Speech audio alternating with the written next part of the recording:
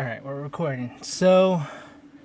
Welcome everybody to the 2-4 podcast. We are a Raiders full time coverage of the team. We're long life Raider fans since we can remember. I'm Christian, and this is my boy Dylan, my brother from another mother. What's up, y'all? Um,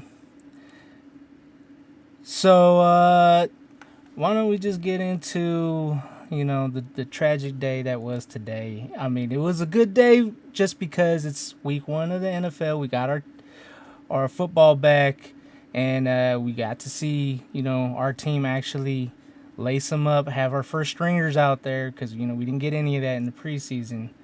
But I feel like that might have been part of our problem today, to be honest with you.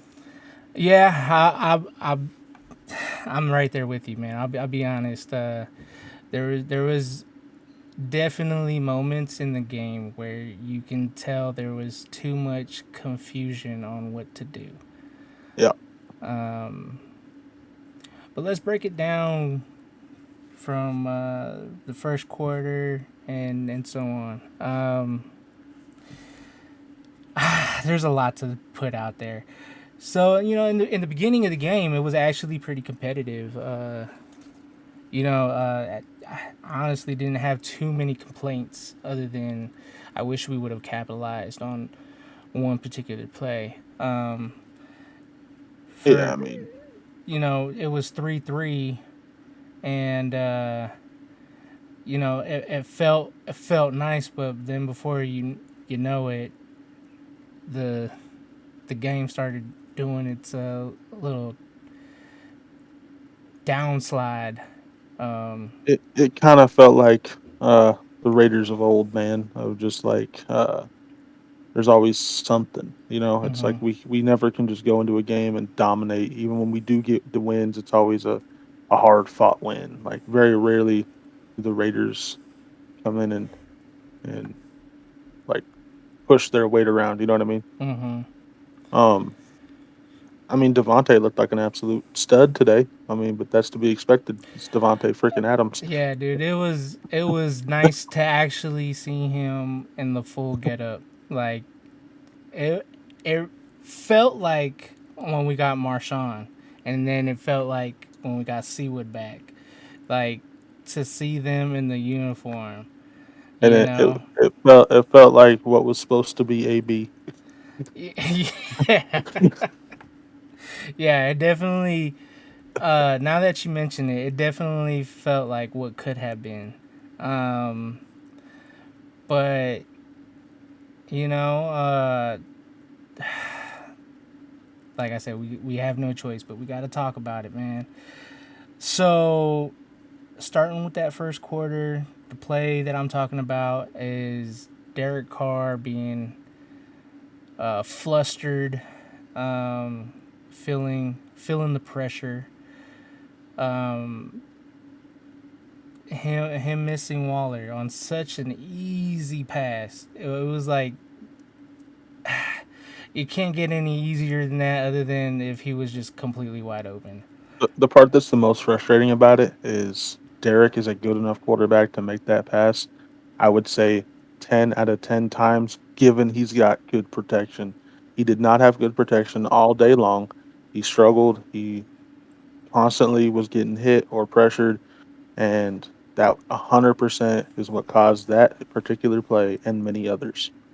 I think going back to what you were saying about guys needing to have reps in the preseason, definitely with like, Carr started out with a great O line in his career, Yeah. and then it got destroyed by the old regime, and this was, Which I would uh, like to point out. Obviously, this is a brand new podcast. uh, Nobody knows us yet, yeah, but neither one of us were ever a fan of that regime. We never wanted them, and most of the moves they made we disagreed with. yeah, like almost 90% of the moves, I would say. Um, But you would think Carr would have known from like last year. This is not a good O line. This is a shaky one. It's. I mean, the thing is I don't I even know if I don't I even know if I I, could label it work in progress. Like I. I feel like the O line even regressed from last year, dude. Like, Oh yeah. I mean, last year the O line was not good, but and you know it might also be level of competition. I mean, last year we weren't. I mean, this is one game, and Yeah. yeah, the O line looked atrocious today, but it's also going against Joey Bosa and Khalil Mack. So I I mean, you got mean, to take that into that consideration. that's true, and also other guys on that team, improved and they've I mean, gotten other additions and stuff, and the Derwin James was blitzing quite often today. It looked like. yeah, yeah, and so I can't just go saying, hey, it's completely their fault. Like they are going against some of the elite guys in the entire league, not just our division. But I mean, that's the scary thing, though. They are in our division, and I hope, I hope that I don't know. I'm hoping that we can find somebody in free agency or make a trade, something, because that right side is not the business right now. Like, I mean, bro, at this point, I mean, straight up, bro. At this point, I'm calling Donald Penn to be like, "Yo, you want to come out of retirement?" I mean, it's better than what we got, man. yeah, yeah, I yeah, for mean, sure. at this point, I'm going up to any random 6'5", 300 pound dude I see at 7-Eleven, going, "Hey, man, you wanna try out?" I mean, it's it looked bad, dude. I mean, and I think he's Munford. I think he's a rookie.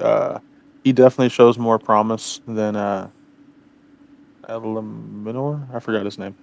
Um, Man, I but don't, neither one of them look good. yeah, I don't even know their names like that, bro, because I, I didn't see the talent, when we got to see the offseason roster. I And mean, so to me, I was just like, dude, I don't see no diamonds in the rough here. So I'm not even bothering. no. This is something that desperately needs to get addressed. I mean, I mean, like it's great that we got Devontae, but like that's the reason why we couldn't improve through the draft was because we had to give up, the yeah. picks. The nice thing is we only had to give up picks from this last draft for Yeah, Devontae, so yeah, we have a yeah, full draft slate for next year. We also have we've got money. I mean, it's yeah, yeah. We dipped into that re-signing Waller yeah, yesterday, but we still we have so much dead cap that's going to be coming off the books in the next year or two.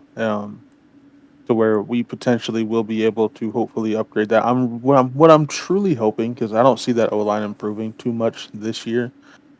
I'm hoping we pull the Cincinnati Bengals, where the weakness of the Bengals last year was their O line, and so they kept everybody, and then in the offseason they just signed like three Pro Bowlers for the O line.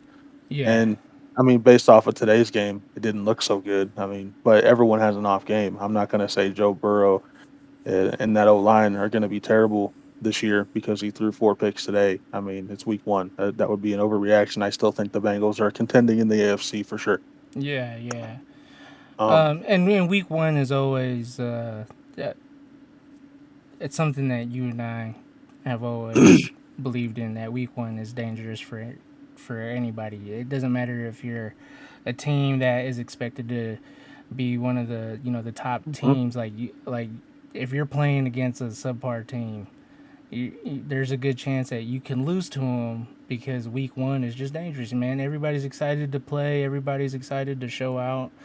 Yeah, I They're excited mean, to play football again.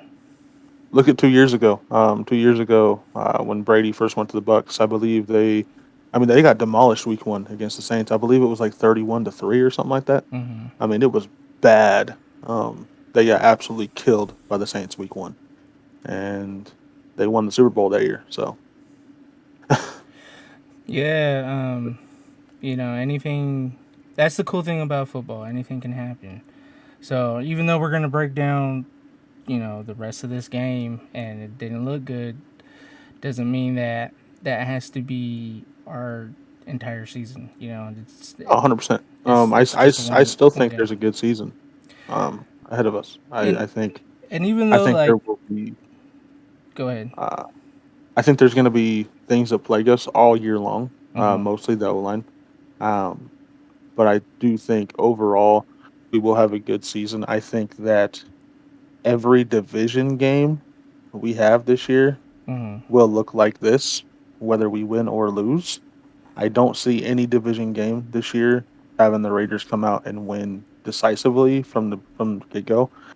I think every game will be a hard fought battle. Yeah. We might win some, we might lose some, but uh, overall, I still think the Raiders, as an overall roster constructed, is a above average team in the AFC. Mhm. I just think that our division, from top to bottom, is all an above average team in the AFC. So it's going to be difficult for division games, but I think overall we still have a very good season ahead of us. Yeah. Yeah. I definitely see us winning no less than 10. I don't. I would like to say 10. I feel like 10's a little Well, the optimistic, especially after well, seeing today. well the reason why I say that is because like if we're able to weather the storm, and I think this group of guys can do that. I mean, they proved it last year, and they really only just made additions. The the makeup of this team, like what we saw last year, they were pretty much being seen as out.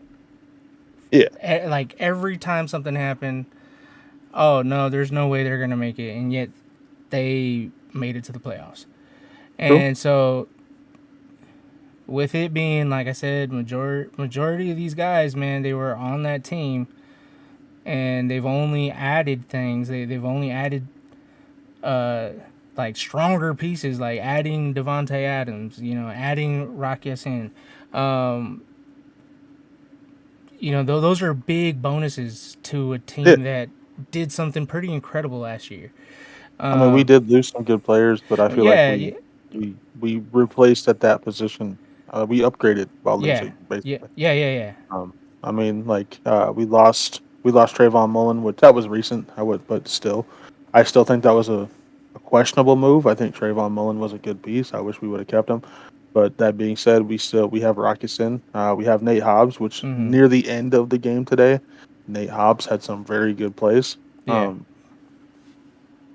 Then it's on defense, bro. It's our linebackers, man. We have Denzel Perryman and Diablo looks okay. Um, Considering where he was drafted and how he's progressing, I think he's on the right track. I'm not saying we should get rid of him or even upgrade from him. Maybe just give him more time to develop.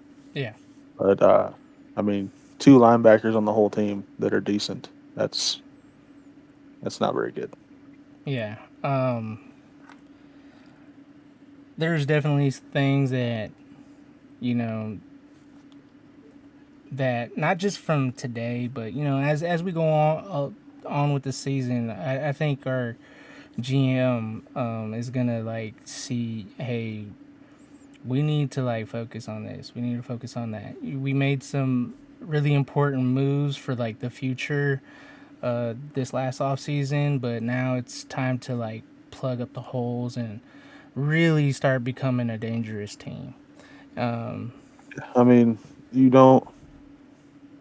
The Raiders have put themselves into a window of success because mhm. they re-signed Carr, they re-signed Renfro, they re-signed Waller, re-signed Crosby, they signed Chandler Jones to this deal, uh, re-signed Carr. I think I already said Carr. Yeah, you already said Um, that. They Sorry. traded Uh, for they Rock. traded for Rock, which Rock needs to be extended. But they've set themselves up for this basically 3-year window of success where a lot of these guys are coming sorry, all these guys are coming off of contracts after 3 years, Mhm. and so they're kind of in a win now mode. they basically got 3 years to try and get a ring, or it's a kind of a failure. Yeah.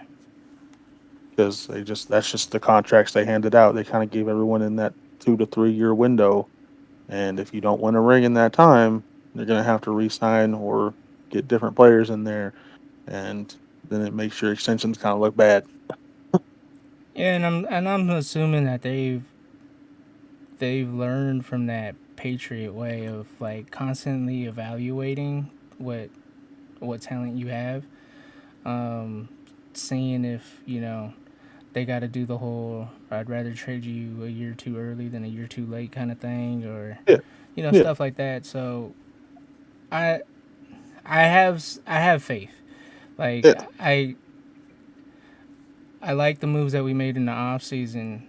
Um, it was a good start to like give me that faith Mhm. because in the beginning I was a little skeptical until I started seeing the moves and I started seeing you know how they were like going about everything, and then that's when I started to become more on their side and really just being a bigger believer in not only the front office but the coaching staff. I So still think we have a good coaching staff. I think it's just yeah, gonna it's take gonna take time. time. You Um, can't just get a new staff like entirely pretty much no, and expect things to like flip a switch. It's super rare for something like that to happen.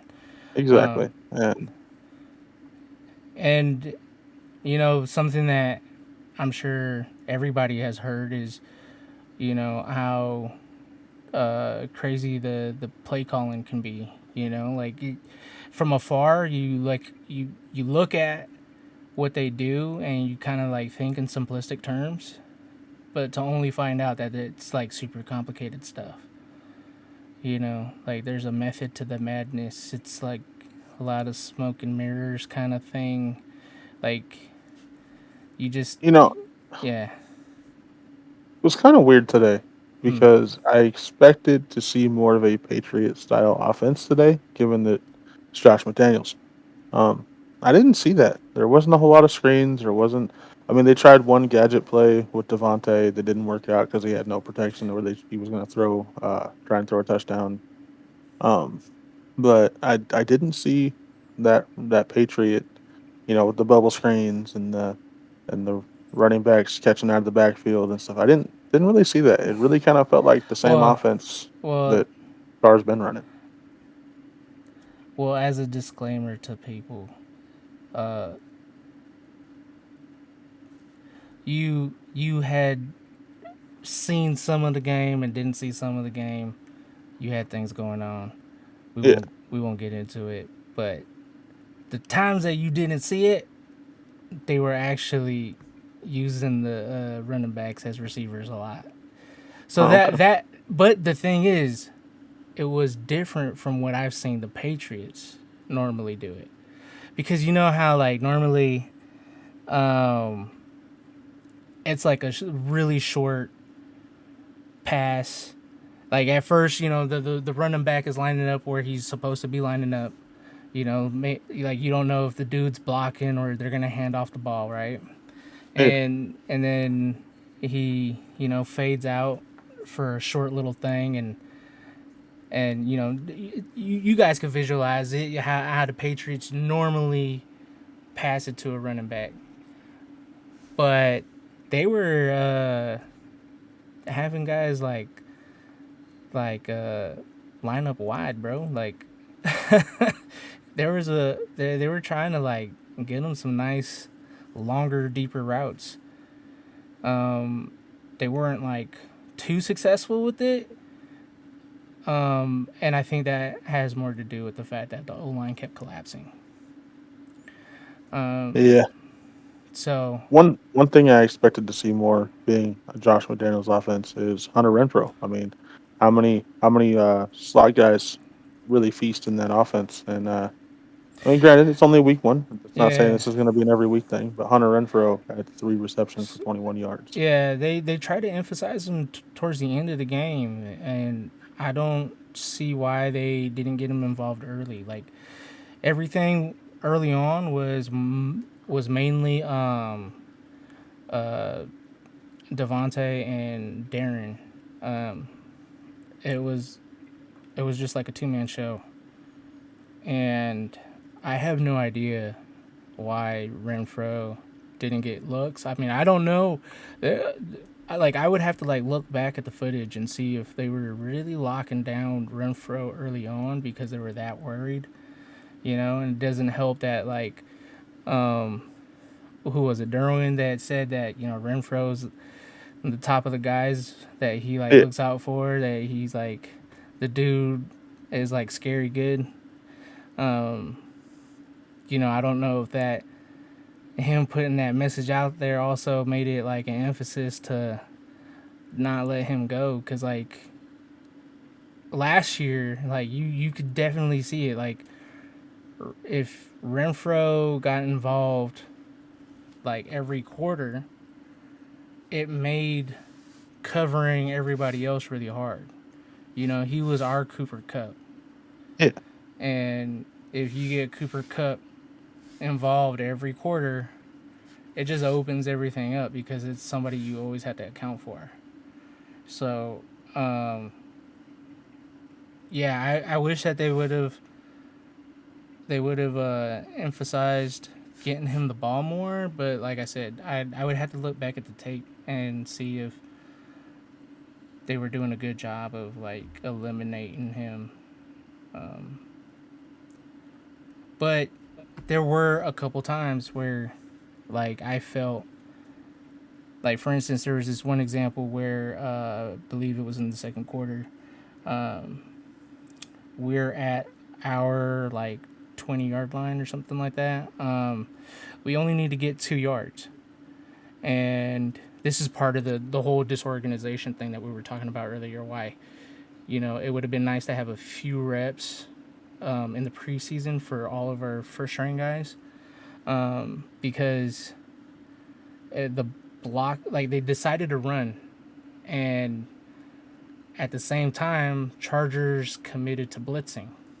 So it kind of helped to stuff the run. And my whole thing was like, why not try to do some like shallow cross? Why not get Waller and Renfro to cross in the middle, have Devontae go long and somebody else on the other side go long, and try and pick up the yards that way, get the first down. But instead, uh, the run got stuffed. I think they lost a yard or two on that play, and so they were forced to punt it, which wound um, up which wound up leading to us Keenan Allen going off play after play. yeah, I believe that's how it went. It was bad, dude. Keenan destroyed us before he got out of the game with the hamstring injury. yeah, Um, But yeah, yeah, I hope that next week when our guys play, we see more Renfro and we see some more stuff because like how you were saying earlier that you kind of expected to see what you saw in New England with the play calling. yeah, Like I was kind of like surprised we didn't have too many routes where like early on just having guys uh, kind of running routes that are like pretty close to each other to like help lose the defenders. yeah. Also, I mean, Hunter Renfro is really known for doing that what they call a China route, and I didn't see that really Yeah, today. And I think like in the red zone, I noticed in the red zone when they were very very close to the goal line, Carr kept trying to throw fades to Adams. Um, I think it would have been smarter to. I mean, yeah, you throw a fade to Adams every now and then. I mean, he's Devontae Adams. He's more than likely going to get it. But I mean, That China route with Renfro was so effective last year. Like, why not do that too? Yeah.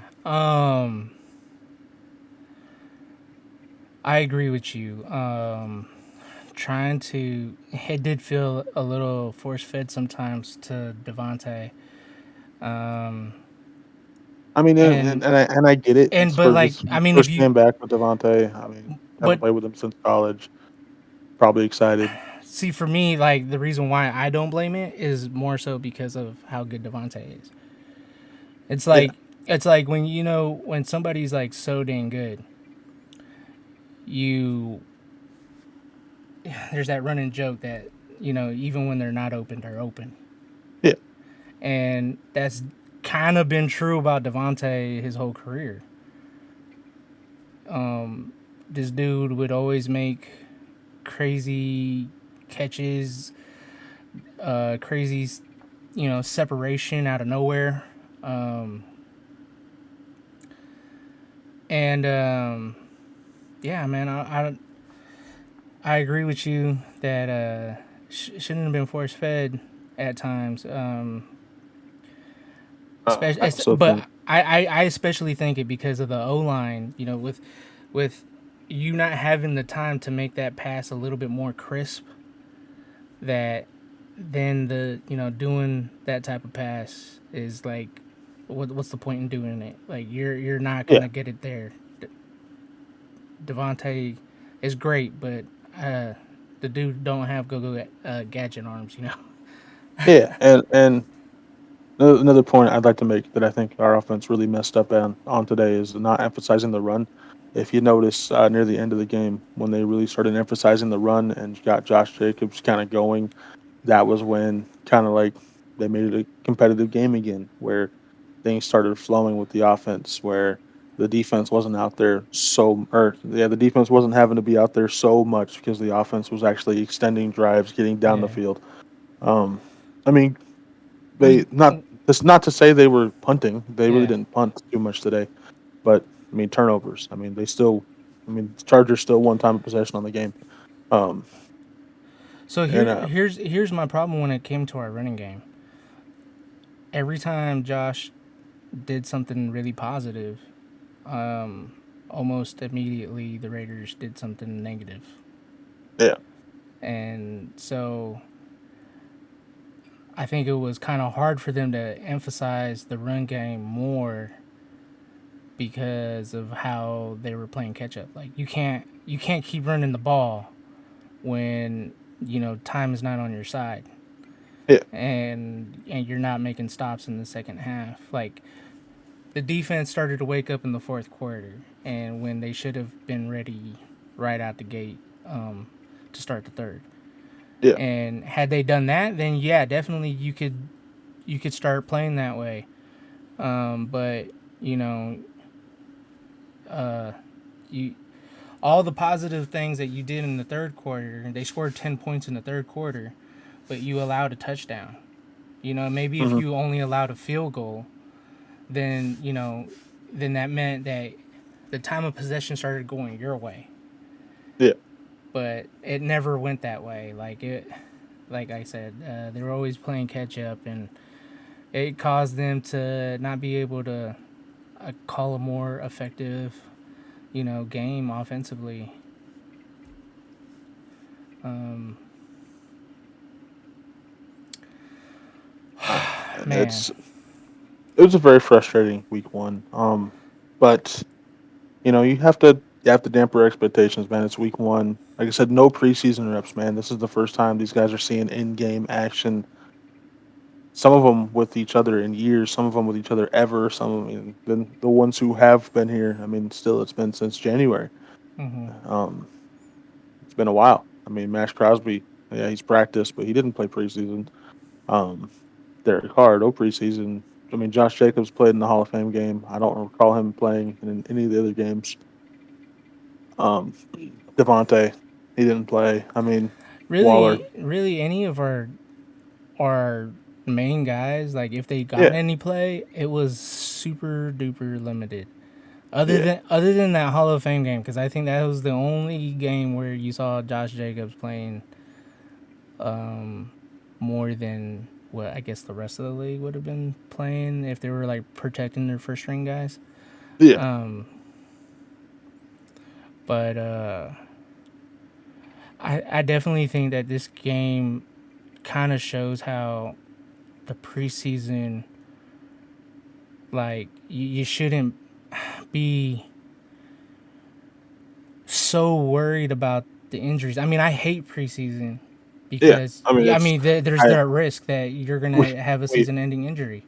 we both call it like the devil's time for football. Like Yeah, it's but it's a you scary time, but like but it's there useful. It's necessary. I yeah mean, there it's there it's a was necessary evil. there was this trick play that the Raiders tried to do, a double jet sweep kind of thing, Yeah. and that play shows like how preseason would have been helpful to figure out how to get that play off, because what Mhm. wound up happening was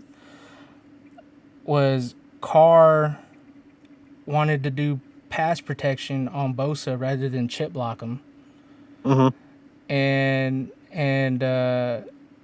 Devontae runs into the both of them because of Carr not knowing how he should, block in that instance. But I mean, that whole play was kind of screwed up. Yeah. And had that play gone to plan, I mean, that was a play that I think was gonna go to Renfro. If I'm not mistaken, I think I heard the broadcast team say that that's where they noticed Renfro do a wheel route. Mhm. So, but that play did not go to plan, and there was a lot of other plays that felt a lot like that, where they don't have not only the timing right, but they don't have like the proper technique down to execute the play. Timing fell off basically from kickoff. I mean, the one thing I will say timing was not off on is Carr to Adams. It seems like them throwing with each other in the offseason every year since college. Like that shows. I mean, not very often do you have that kind of chemistry where you can show up and have 10 receptions for 140 plus yards and a touchdown on your first game together in over almost a decade. Yeah. Um, so like that's dope. Like that connection's there, that chemistry's there, the timing was there, but I felt like every other part of this offense um has not timing wasn't there. And it's gonna take time to gel. It's gonna take time to you know just play together and develop that timing and chemistry that the preseason would have been so helpful for that didn't happen. That being said, that to me that's a positive. Like yes, it's a negative today. It's a negative that we didn't capitalize on using those preseason reps to be more prepared for today, but it's a positive going forward of maybe next week against the Cardinals it'll get a little better. The week after that against the Titans it'll get a little better.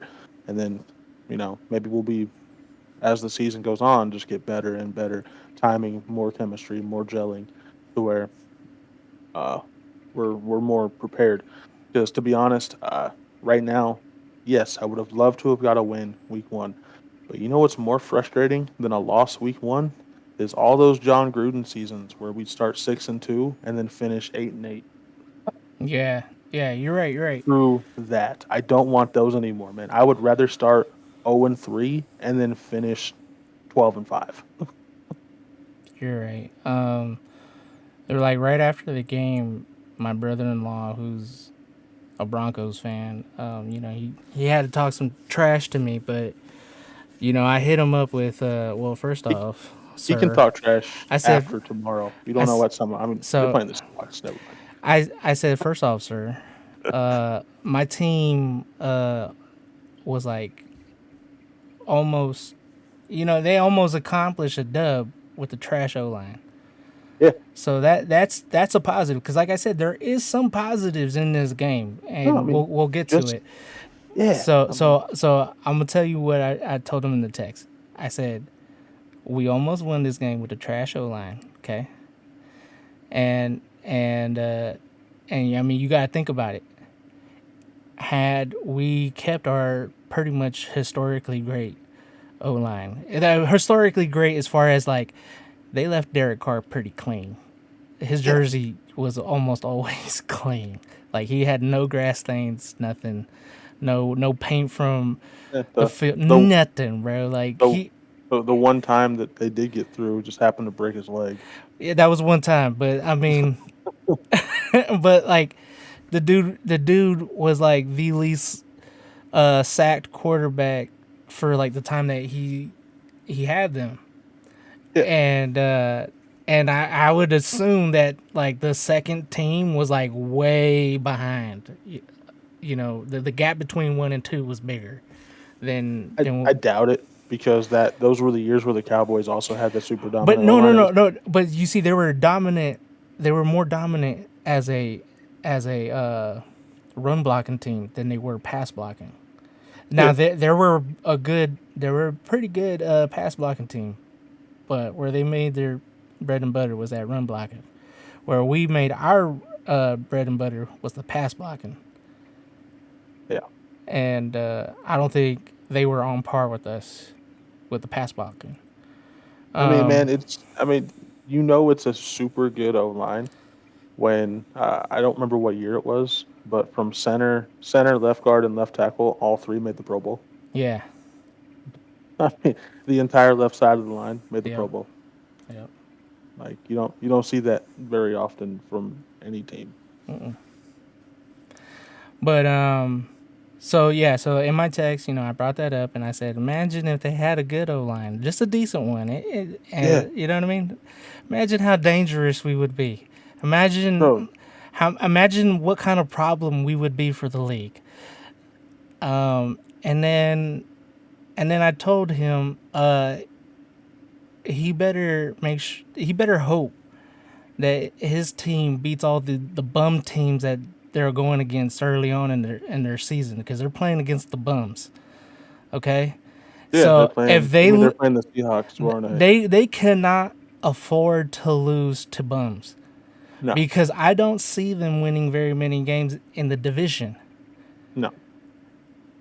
And I'm not even talking about just you know the good teams No, that no. To be are on no, the let's rest of the schedule. I'm talking about just our division alone. If you can't just at the very least do 500, like you are not going to like advance to the playoffs if you've lost to bum teams. bro, think about it like this, and this is no uh no shade towards Broncos fans. Mm, Uh it's just a fact. So I'm gonna throw it out there. yeah, Uh Russ is a great quarterback. Don't get me wrong. But Seahawks, if I'm not mistaken, the Seahawks won 4 games last year. They they s- they still had a decent team around them. I mean, it wasn't great, but still had Tyler Lockett, still had DK Metcalf, still had yeah, Chris Carson last year. and I take DK Metcalf over anybody that the Broncos have. Yeah, I mean, I'm not saying the Broncos will be a bad team this year. In fact, I think their defense is much better than Seattle's defense. So that's a huge upgrade for Russ. But that being said, R- Russ is not. Russ is showing signs of decline. Russ has not. Russ only ran for like 130 yards all of last season. Yeah. Um, Not to mention the fact of they won 4 games. Russ could not carry that team to the playoffs last year. Not saying he's a bad quarterback. I think he's a great quarterback, and he could very easily thrive in Denver and maybe even win a ring in Denver. Hmm. Just wouldn't surprise me if he doesn't. Yeah. Well, you know, I'm gonna play devil's advocate and say that kind of like what we saw at a Khalil Mack today. Um, he had a renewed energy because he's on a much more talented team than he was with the Bears. Mhm. Russ is on a much more talented team on the Broncos than he was with the Seahawks. And I think Yeah. also knowing how deep the the division is, like it requires him to tap into whatever he might have not been tapping into the last couple years in Seattle, where maybe he felt defeated because he had to be Superman, in order for them to even win what, like 9 games. He'll still have Um, to be Superman.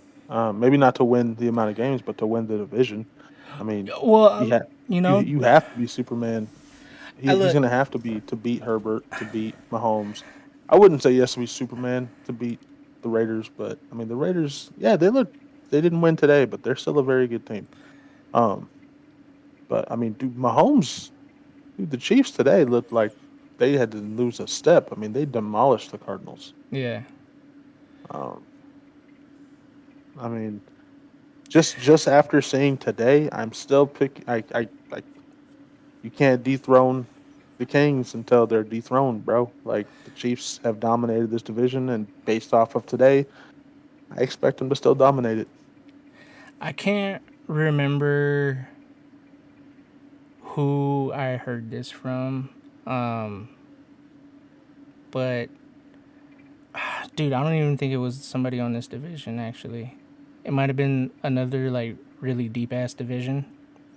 Um, but this person was saying, "I'm excited going against the best. I'm excited to go against," and he was like listing names, and I can't remember who it was and what the names were, but they were the cream of the crop. Yeah, And like it was motivating him to, go out there and give it his best, like not shy away from the competition whatsoever. Like he wants that competition. He wants to be able to take on that challenge and say, like, I beat him. Um, so that's not like an uncommon thing to hear from like the really really great players. Like if I had to put like NBA terms to it, like MJ played in the hardest conference in his era, which was the Eastern Conference. He wasn't like shying away from all those teams. yeah.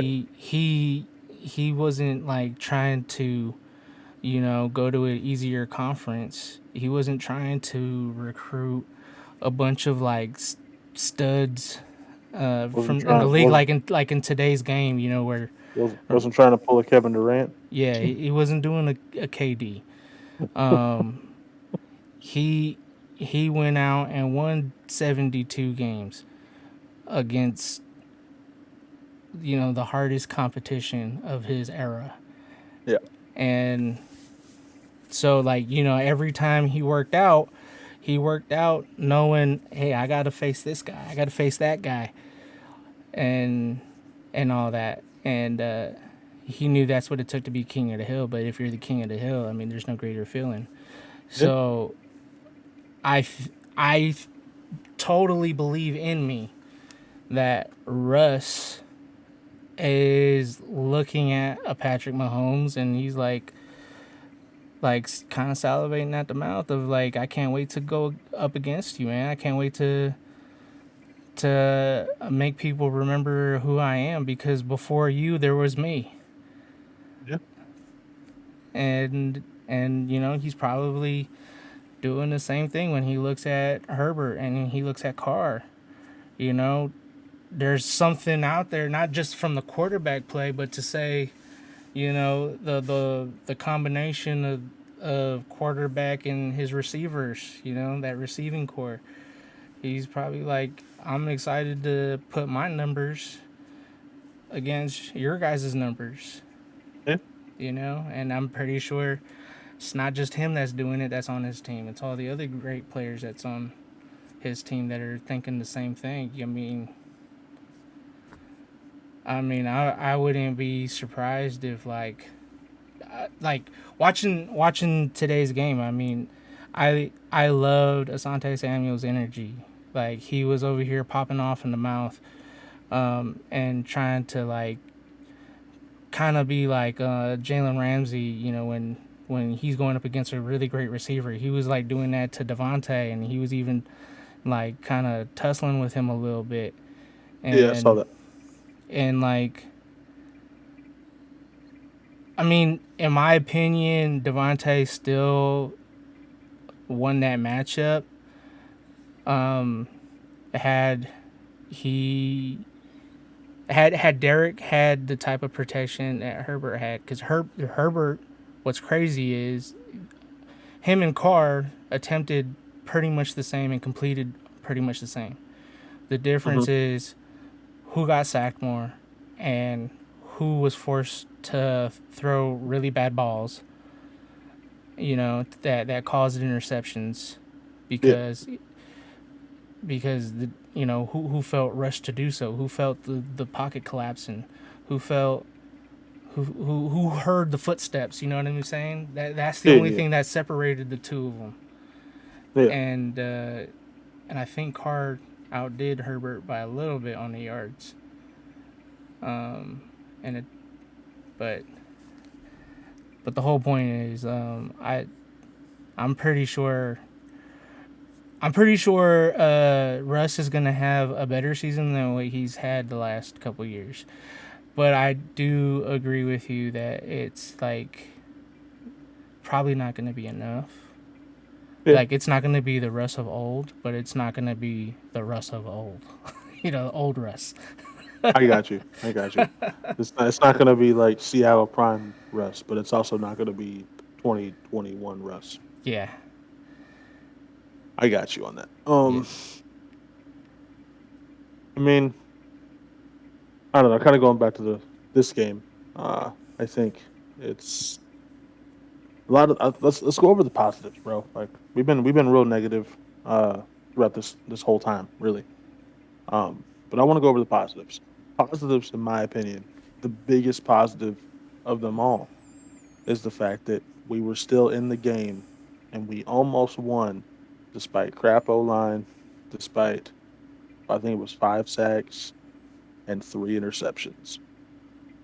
The fact that all those things happened and we still were in a position to win. Granted, we didn't, Mm-hmm. but we were in a position to. Shows that we can do this against the best of the best. I mean, it's exactly like what Coach McDaniel's has been saying in his press conferences and stuff.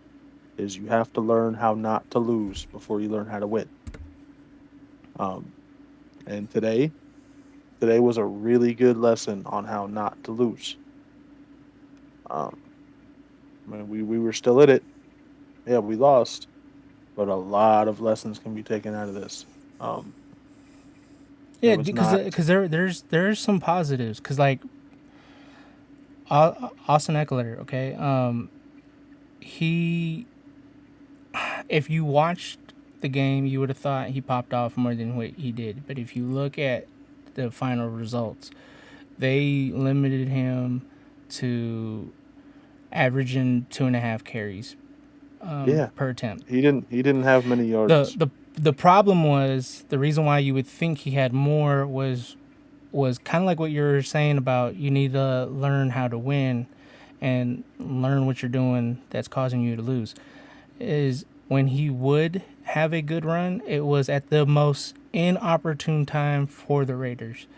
They would do good for those first two downs, and then this fool is able to do something to get him a first down on that third down.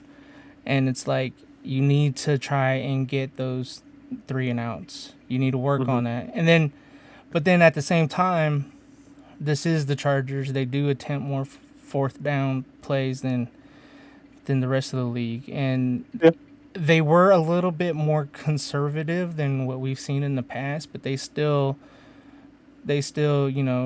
shot their shot. yeah, Um, I I have to say that the The positive is when you did try to run yourself, with Josh Jacobs at least, you did pretty good. He almost averaged 6 yards a carry. That's Hmm. pretty good. Yeah. Especially with an O line that I don't think is very good at pass protect or run blocking. Like Yeah. I feel like there's a lot of guys that can get manhandled. I like Colt Miller. I think he's more of a pass protector than a run blocker, and he's our best guy. Hmm. But for them to help Jacobs have some plays here and there where he's picking up some big chunk yards, like that's a positive to take from the game. Yeah. You just got to do more of that, and I think you got to do more of that to start the game, because that was also the other problem. I mean, that's the problem anytime you start going down by a touchdown. You start trying to make it up, and that's what losing teams tend to do. Like, they think that they have to emphasize the pass when, like, you're not quite there to where you need to emphasize the pass. But, Hmm. like, you got to do what you can to keep things under control. And if they also emphasize that run earlier on, then this defense wouldn't have been out there as long as they had, Yeah. because, like, we still have holes on the defense. Hmm. And I think, like like so like those inopportune plays that happened, was I think it happened because of, like, fatigue on some of the guys. Like, they weren't that sharp because they're over here huffing and puffing because they've been out there, and it was a hot day. That doesn't help. Yeah. Yeah. I mean, um, another positive that I think is, despite, since you're talking about defense, despite the lack of defense overall, I mean, still gave up 3 touchdowns to Herbert. Um, that wasn't so good. But Max Crosby, man, he's still a dog, bro. I mean, he relentless. I mean, you saw relentless effort as always from Crosby, and I saw quite a few plays where he was breaking through, man. He might not have quite got there, but if it was, I mean, Justin Herbert's a top tier quarterback in this league. If it wasn't Justin Herbert, I mean, it looked like Crosby would have had like 6 sacks today. Yeah, no, he, like, Herbert, he can sling that thing even if he's, like, forced to move out of the pocket. Yeah. Cause, like, the thing with Crosby that I've started to notice, and I think he's always gonna be this way as a player in this league, is he more so, like, it's kind of like a running back who's a bell cow. Like, he gets better as the game continues to go on because he's just wearing guys down. And so for him, like, he doesn't, unless that O line is pretty weak, he's not gonna, like, start getting those, like, big time pressures and the tackle for losses and the sacks and stuff early on. That's more so towards the end, which, like, you want your guys to be clutch and on defense towards the end if the game is that close. But it would be Yeah. nice if we were able to start that a little sooner than the fourth Yeah. quarter. Like, if we could have done that in the third, man. Like, Yeah. at some point in the third, that would have been Um, nice. Another positive is, like, since you brought up how the defense was in the fourth quarter, I think a huge positive is that we outscored them significantly in the second half. Not Hmm. enough to win, but still significantly, and we held them to 0 points in the fourth quarter. I mean, to hold Yeah. an offense of that caliber, Justin Herbert, Austin Eckler, I mean, their backup running backs were doing pretty well today. Um, Mike Williams, I know Keenan was hurt, Keenan Allen.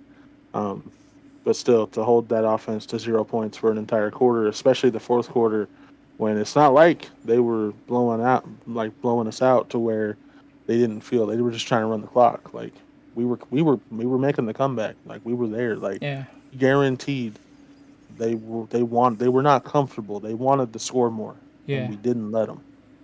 yeah, dude. Like if they were able to pull off, limiting, like if they didn't give up that touchdown in the third quarter, and let's say you let that just be 3 points. Hmm. Like, I mean, you're talking about a whole different game. The whole game plan changes. You're not playing like this huge like I have to freaking throw the ball. Like this overemphasis on that Yeah, because that's also what got Carr into trouble with interceptions because like I think I think his last two interceptions came in the second half. Um, and then he just had some pretty bad throws. And yeah, like because like in the fourth quarter for sure, I remember there being an interception where I was like, "Dang it, man!" Like the defense just got you the ball back, and yeah.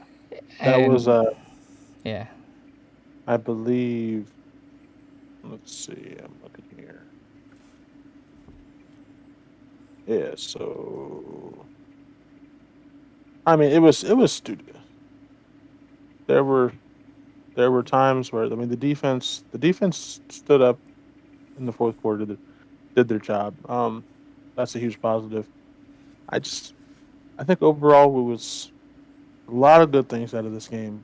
For a first game with a completely new staff, completely new system, no preseason reps for the starters. I honestly I feel good. I feel good about this team. I don't. Yeah, it sucks to be 0-1, yeah, but I do feel good about this team. I feel like the best is definitely yet to come.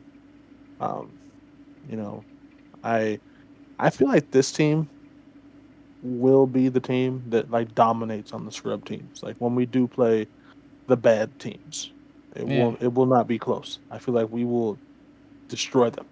yeah, um, even with our crappy O line. I just feel like this is a much more talented team than the Raiders have had in many many years.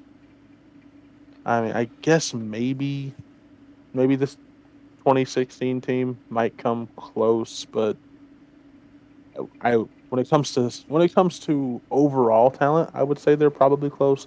But like specific star players, no, they weren't even close. I mean, yeah. Amari Cooper, Amari Cooper, Michael Crabtree, Latavius Murray. they're not on the same Yeah, they're not Darren Waller, conversation. Devontae Adams, Hunter Renfro. Like those guys are way Yeah, better. yeah, Um, so yeah, I think the best is yet to come. I'm still very positive on this season, and what's funny though is we're going to be doing this podcast every week, and if it goes well, you will see my, hey, I was right, man. The best was yet to come. We're still yeah. looking good. Or you will see as the season goes on, if you watch back podcast after podcast, you will see my faith slowly dwindle to a heaping pile of sadness. Well, I think if it were to go south for the Raiders, I think kind of like what we were talking about early on was this is a new staff. This is we had to sacrifice some things in order to get Devontae. So therefore, we couldn't address certain needs that we had, like as Hmm. far as like the quality of the person that you're supposed to be getting in the higher rounds. Um, Yeah. if you draft well, that is. I mean, Dylan Parham is our was our top draft pick Yeah, this and season. And I mean, it might not even be a bad pick. I mean, third round, he started today. So I got to give him that. He played. yeah, He wasn't the one they were rotating out. Seemed like yeah, every other drive. yeah, So I mean, I guess that's a positive. But I mean, he's a third round pick, and he wasn't even a high third round pick. He was like pick number 90. yeah, So I mean, he's almost a fourth round pick. I would, it's if he plays, if he can maintain a starting job, past this season, I would say that's a successful pick considering what we had in capital. Yeah. Um, Um. Next season though, I expect much better considering we have a first and a second. Yeah. Yeah. Yeah. We. It would be inexcusable to not. Unless I mean, you can't. You can't ever We have to predict. have the days of the Gruden first round pick gone, man. Yeah. We cannot afford to have more Damon Arnett's and Cleve Oh. Farrell. I mean, don't get Yeah. me wrong, Cleve Farrell's still on the team, but You're talking about overdrafting, like yeah, we cannot be above doing their that, yeah. man. I mean, Um. No, no, definitely we cannot be doing that, and like we also can't predict if somebody has some dumb luck with like an injury oh yeah, or and every once in a while there is a bust, but my point is overdrafting. yeah. If you grab a guy, let's say the Raiders have pick number 22. If you grab a guy who's projected to be in that 20 to 25 range and he's a bust, it is what it is. Yeah, no, The and problem I have is that we're taking guys at 22 who are predicted to be at yeah, way back, 52, way yeah, yeah, 52, yeah. 62. Cuz like all knowledgeable football fans know the Jamarcus Russell pick was not something that people criticized us for No, because I mean, any team that everybody had that pick was every taking him. everybody had him pretty much at one. I mean, And I obviously I don't know the insides of every single NFL team, but if I had to guess in that year, I would say 29, maybe 30 out of 32 would have taken and Jamarcus if they had that pick. dude, I'm pretty sure like other teams didn't even bother to like, you know, uh interview him and all that stuff because like what's the point, like He's going who's first overall. yeah, like he's a quarterback, he's this prodigy kind of thing, like there's no way the Raiders would uh swap with you, Yeah, that kind of yeah, thing. So there's no point in them doing whatever research that they needed to do that like Lane Kiffin did because yeah. like Lane Kiffin wanted Megatron. So, he was proven right. But I think Lane Kiffin though was very much in the minority. Yeah, I agree. But then again, he had the access that probably the other teams didn't even bother to like go get Yeah, because in their minds you don't. There's no way. There's no way you make that trade. you're just You wasting your can't. time. Yeah, they're gonna hang up on you if you don't give up everybody, including your firstborn son. You Yeah, know. I mean, I think at that time the only trade the Raiders probably take is for like Tom Brady. Yeah. But like I said, true fans know, and then it's not just fans of the Raiders. It's like NFL fans, like guys that really pay attention to the league. They know about that whole situation, and nobody faults us for it. Yeah, Where everybody faults us and laughs at us is what we've done the last few years, where we're getting guys in the first round that are projected second, third, fourth round. You know, yeah, like and us cutting Alex Leatherwood, like that I mean, just don't get me wrong, he was awful. Like I don't think it was necessarily a bad decision to cut him. I think it was a bad decision to draft him in the first place. nobody would have batted an eye if we cut him and he was drafted where he was supposed to be drafted. Yeah, 100%. But And to be honest, if he was drafted where he was supposed to be drafted, we probably would not have cut him because he would have been you cheaper. expect you expect to drop $600,000 a year on a project. You don't want to drop $5 million a year on a project. Yeah, yeah. I mean, obviously those are just numbers I pulled out. Obviously, those are in no way probably accurate, but it's just my point of Yeah, you yeah, know yeah. you don't. You're breaking it down for the people. Yeah, I just want to throw that out there so people don't think I'm stupid if those are not the correct numbers. Yeah.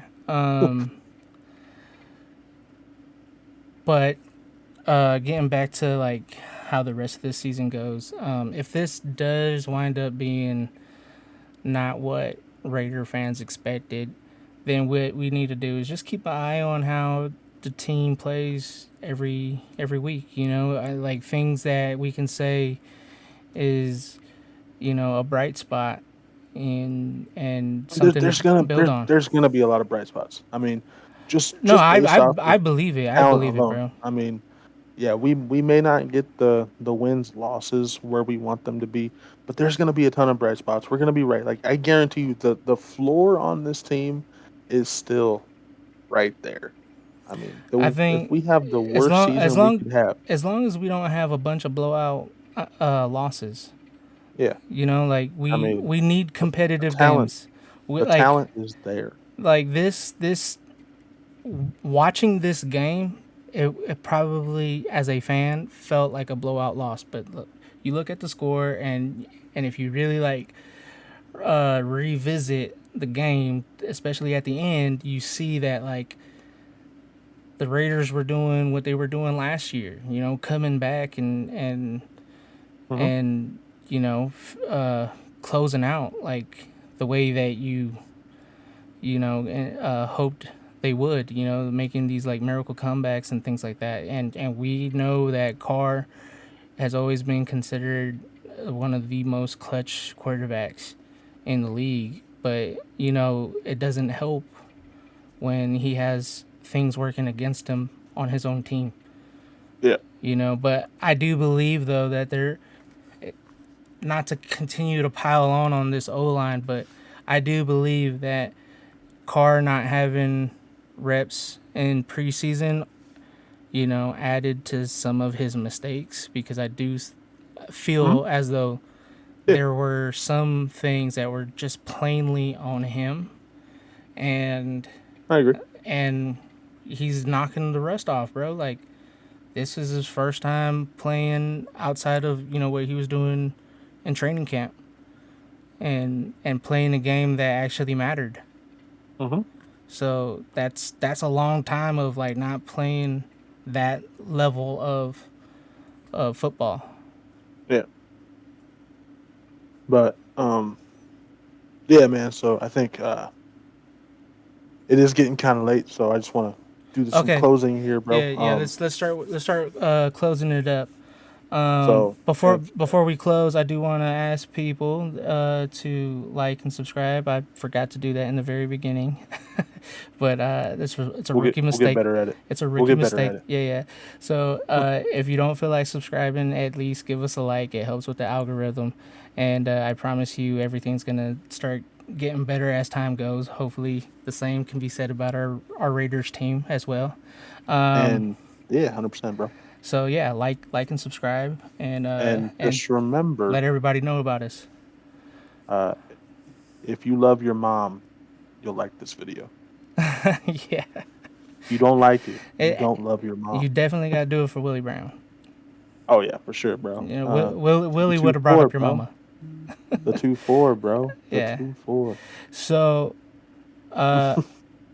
let's do an MVP of the game and somebody who got to step up. For me, MVP of the game, probably Devontae, bro. I mean, he balled, Yeah, I'm there with you. and Devontae he definitely did his thing. yeah. I mean, he Yeah, balled out.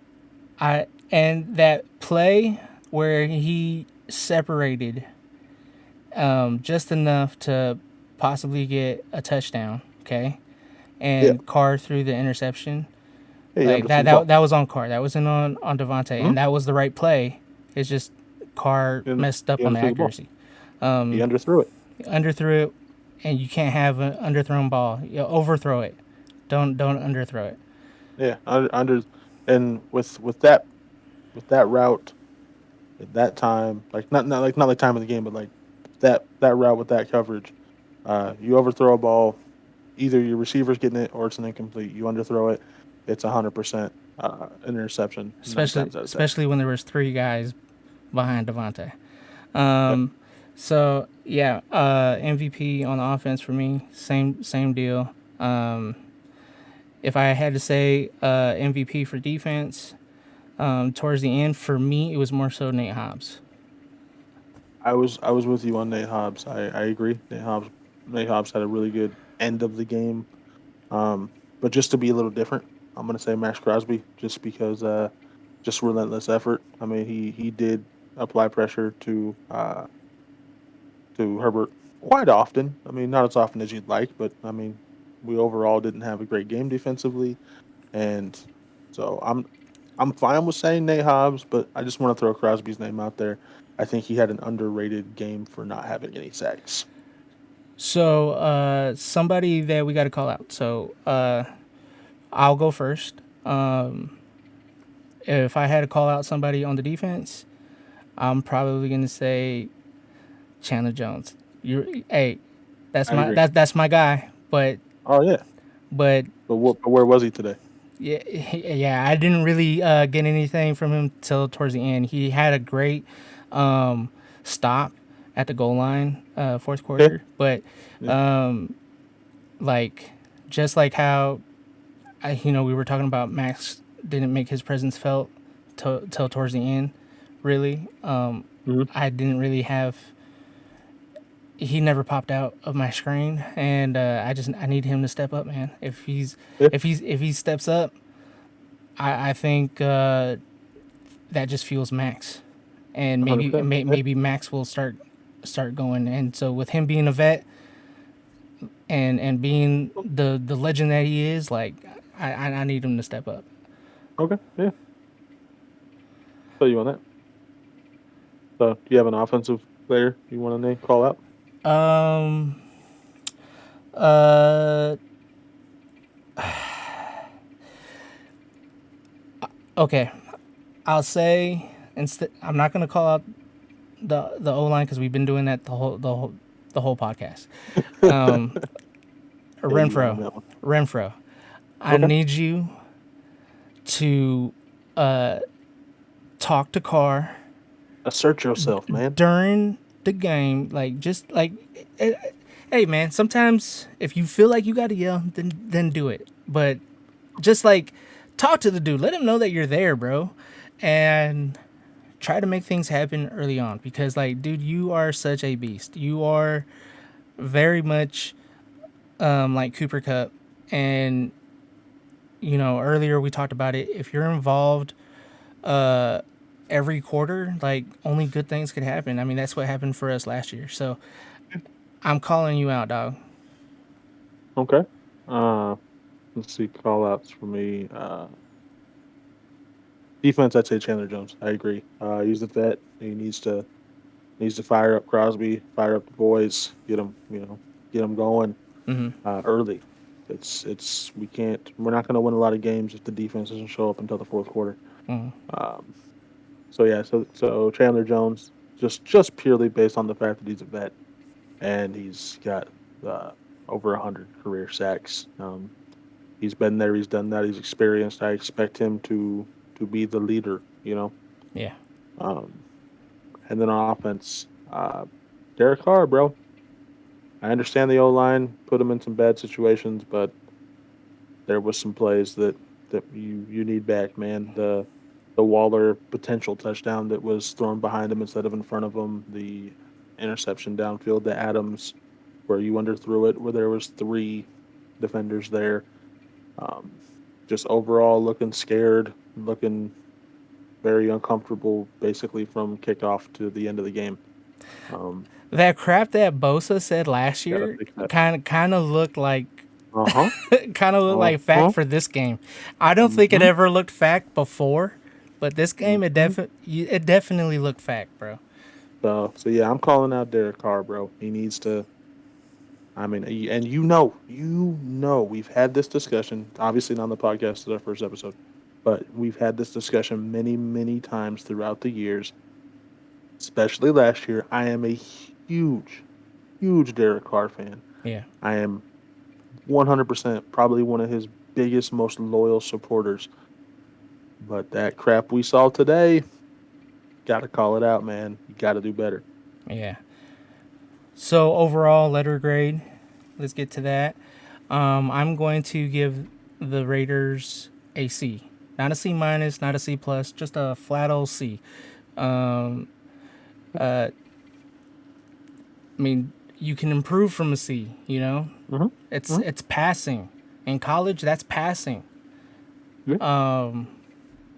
So I need you guys to step up. I need you guys to do the things that we were talking about, and I think you'll quickly go back to being an A student. I'm gonna give him an F minus because there's no excuse for losses. I'm just kidding. No, no, but I think a C is pretty fair. I I might go a little C minus just because it's a division game, and I understand it's week one. I get it, but man, when you play in your division, especially the division as tough as ours, you gotta bring your A game, bro. And I don't feel like they brought it today. Um, and so yeah, that's why I drop it down a little bit. I was almost at a C minus, bro. I'm not gonna lie. I was Yeah, almost I there. mean, The only purely the only purely reason because it's the importance of this game. the only reason why I didn't was because last year we lost to the Chargers early, right? Hmm. But did we win the game that counted the most? Yeah, well, I don't count that. You want to know why? I'm not saying I count the win, Yeah, but the loss, I don't give two craps about the loss last year because the loss last year, uh, that real dumb dude named Chucky was our coach. I got you, but I mean, it is what it is. But I mean, that's been the thing with the Raiders and Chargers. Yeah. Chargers Um. usually win that first game, but we always win the second game. I mean, we'll see. I mean, So I mean, I'm hoping it's that history repeats itself. But uh, that's the so reason yeah. why I give them a C and not a C minus. Is because Um, I expect better. I'm gonna go C minus. So I'm gonna be a little more critical than you are. One last thing before we go. Predictions for next week going against Cardinals. Cardinals lose big time. What what do you expect? I mean, it's two teams that lost in different ways. One got humiliated. One probably felt like they did it to themselves. Yeah. Um, just being the fan, I'm gonna say Raiders win next week. Uh, I'm gonna say it's closer than it should be. I think Kyler's gonna be a little mad of getting humiliated. Um, I think that's James Conner is underrated. I think Hollywood Brown is decent. I mean, pretty good. Uh, and they got some dogs over there, bro, and they have my favorite center in the league, Rodney Hudson. Yeah. Wish he was still a Raider, but is what it is. Um, I think it'll be a close game, closer than I want it to be. I do think Raiders coming on top. One because it's in Vegas, home opener. I think uh, Raiders got to be more balanced, though. I mean, you're not going to win a lot of games if you're targeting Devontae 17 times a game. I'm sorry, you're just not. I mean, Devontae's a great player.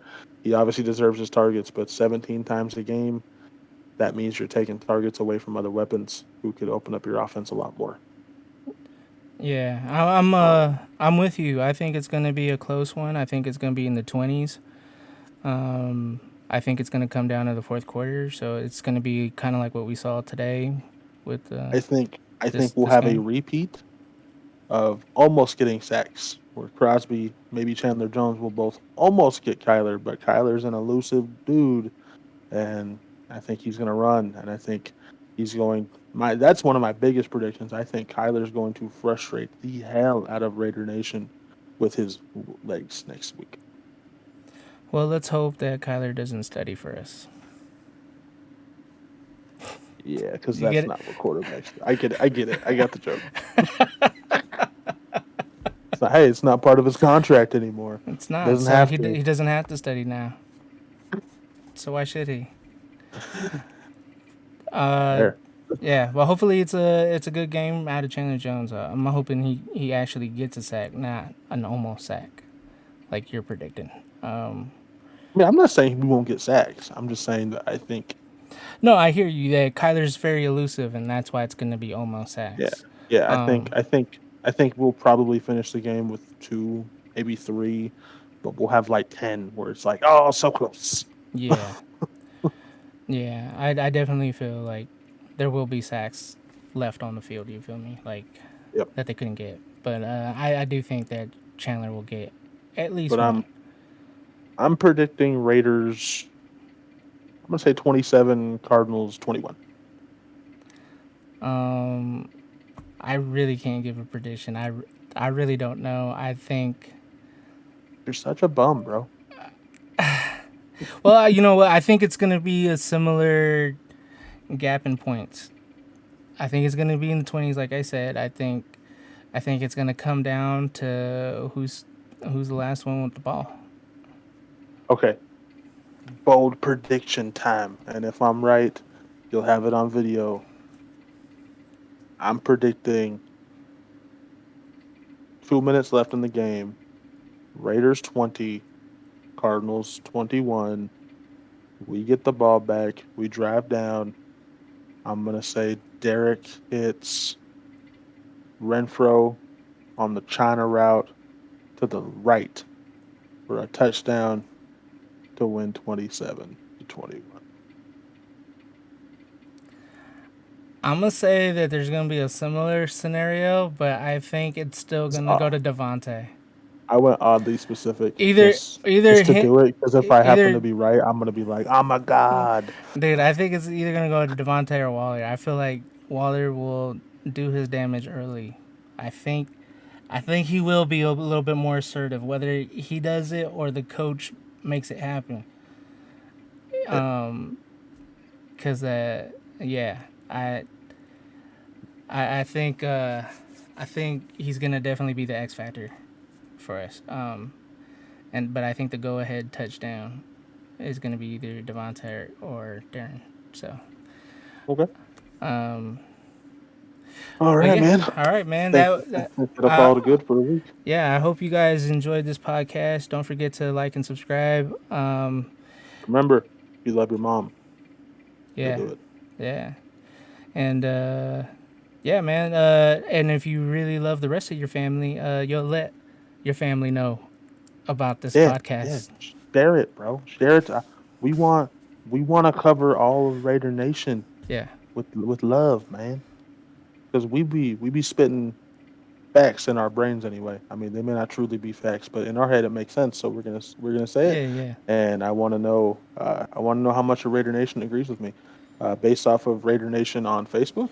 Um, a lot of you probably won't, but hey, maybe you'll have something to complain about and call me names in the comments. But either way, hey man, winning because you Hey, listening. hey, we tend honestly, real talk, because I mean you're gonna scare people with the whole Facebook tends to disagree, but Yeah, history has always been on your side. You know, like what you and I say tends to kind of be the thing that happens. You know, like I'm not gonna lie, man. I'm not trying to talk mess about our fan base, but the Raider fan base likes to live in cloud nine sometimes. Okay, yeah, and for real. they feel like being They like to overreact when something goes bad. so yeah Where they like today, they like I saw people on Facebook being like, "Yo, we should have bench Carr and put in Stidham. Stidham's the future." like, oh my god, see that's stupid. Come on now, but yeah, so like for whatever reason, I mean, and I think this goes for all fan bases. Like sometimes they feel like being realistic with certain Uh, things, with certain expectations, they view you as a hater and you don't know what you're talking about. Like they feel like you're just sending out bad vibes, and that's not the case. You want the best, so you're calling out the things that need to get called out, yeah, 100%. and you don't overreact, good or bad. You try to stay kind of in the middle, and Not only get hyped accepting when there's something to actually be hyped about. not accepting mediocrity. Yeah. That's really it. It's And we can't accept it, man. What's the motto? commitment to excellence, baby. Let's so, go. so Commitment to excellence. It's not commitment to mediocre. Yeah. All It's right. not. It's not. It's not just don't lose, baby. It's just a win. Yeah. So yeah, thank you guys for watching. Again, like and subscribe. It's been week 1 of the 2-4 podcast. Can't wait to see you guys next time. Peace, guys. Peace.